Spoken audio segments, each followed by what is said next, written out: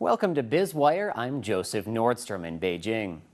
When U.S. President Barack Obama finishes his African tour today, it will mark the end of what some international development experts say is an attempt to counter China's growing economic influence throughout sub-Saharan Africa.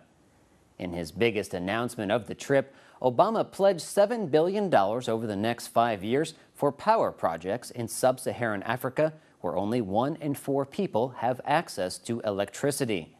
But Obama's proposal, which aims to partner U.S. government financing with private sector investment, may look low wattage compared with China's already ongoing big electricity projects on the continent.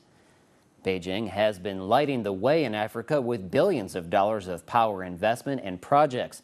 As with other infrastructure development opportunities in Africa, Washington seems to be arriving late to the party.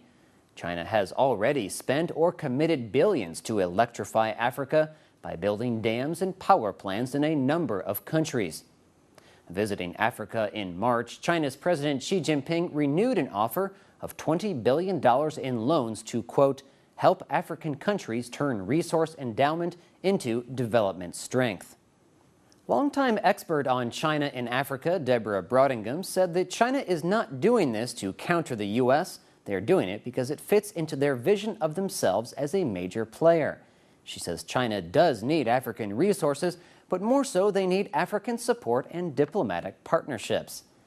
Brodingham says China's push to secure trade relationships within Africa is an extension of a foreign policy focused on continued growth with partners throughout the world.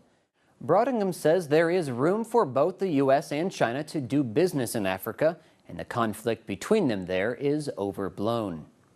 Writer and analyst Richard Popluk said what the Chinese did that no one else had done before was that they considered Africa as a market for Chinese goods, institutions, and services, when the rest of the world viewed Africa as an economic basket case and a place for aid programs.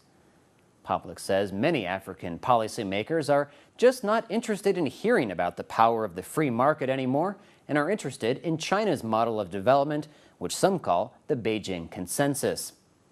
Last decade, Chinese firms began shoring up major contracts throughout the continent that ensured access to Africa's vast resource wealth in exchange for the funding and construction of infrastructure projects like roads, railways, and airports.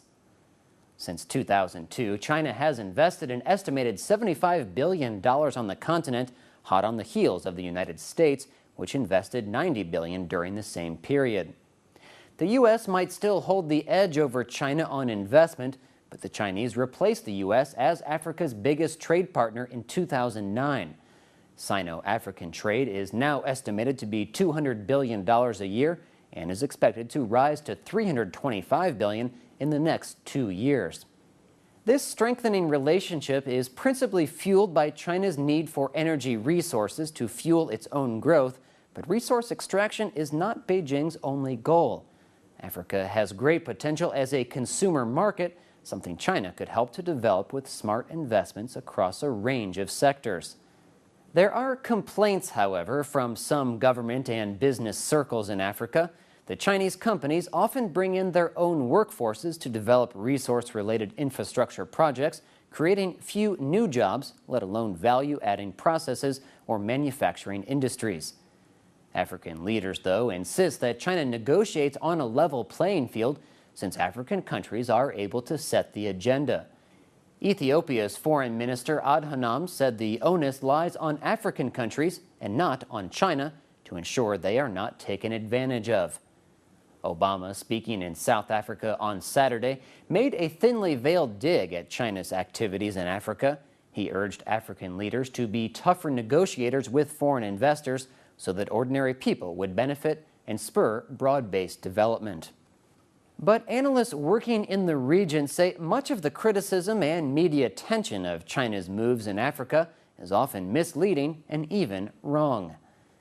Greg Mills from the Brent Hearst Foundation in Johannesburg says China has helped to open up the world's eyes to the potential in Africa. Mills says life on the continent has improved because of Chinese interest and improved political conditions in many countries. Despite some skepticism of China's intentions, for many Africans, not having seen new roads, dams, or hospitals built for decades, this new focus on infrastructure development is what really counts. You're watching BizWire on the Blue Ocean Network. Stay tuned for more in Economic Insight.